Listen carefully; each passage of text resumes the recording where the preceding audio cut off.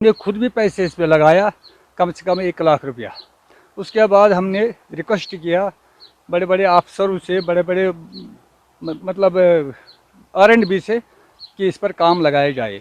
बहुत देर के बाद इन्होंने एक कोटा इसमें लगा दिया, जबकि बहुत खस्ता हालात है। ये रोड नहीं है, बीमार के लिए कोई गाड़ी एम्बुलेंस यहाँ नहीं आ सकती है। बिल्कुल आप देख सकते हैं, हमारे सामने है।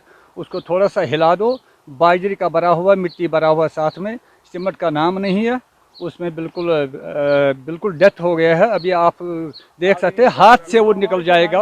वो रोड़ी बाजरी नहीं है, सिर्फ रोड़ी बाजरी और मिट्टी है उसमें भरा हुआ, सीमेंट का नाम नहीं है। आपने खुद हालत देखी है, वो पिछले कई सालों से यहाँ पे ऐसे ही पड़े, रोज आते हैं, हर कोई आता है, नहीं हम ये काम करेंगे वो काम करेंगे। जो कि हम इसमें मटेरियल डालते हैं, किसी जगह पे, बहुत सारी जगह पे इन्होंने बहुत सारा काम किया है, लेकिन किसी जगह आपने देखा है कि किसी जगह मतलब जो मटेरियल है वो किसी भी हद तक ठीक नहीं है। जब हमारा यहाँ पे कोई पेशेंट होता है तो कंधे पे लेके जाना पड़ता है उसको रोड पे। तो अगर ऐसे आपने देखा है कि बहुत सारी जगहों पे ऐसी मिट्टी पड़ी है, धूल पड़ी है कि गाड़ी आ नहीं सकती यहाँ पे, तो पेशेंट के लिए तो बहुत ज़्यादा यहाँ पे ये प्रॉब्लम आ सकती है। पिरपुरा वतनाड का ये मसला है। ये हम लैंग्वेजिंग में हमने प्रोजेक्ट उठाया है इसमें।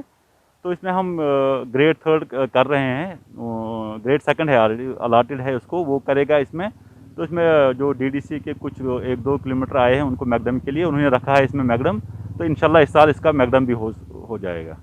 ये दीवारें जो बनाई है ये दिसंबर में बनाई थी दीवारें। तो फिर विंटर इस साल बड़ा हार्श विंटर था, तो इसमें फ्रॉस्ट लग गया है। थोड़ा सा फ्रॉस्ट से जो वो थोड़ा सा एक लेयर वो उठ गई है, तो इसमें हम प्लास्टर करके वो ठीक करके देंगे आपको। वो मटेरियल तो बिल्कुल इसमें सही डाला हुआ है, लेकिन थोड़ा यही कि विंटर से फ्रॉस्ट से उसको थोड़ा नुकसान हुआ कहीं कहीं, तो वो रिपेयर करेंगे हम।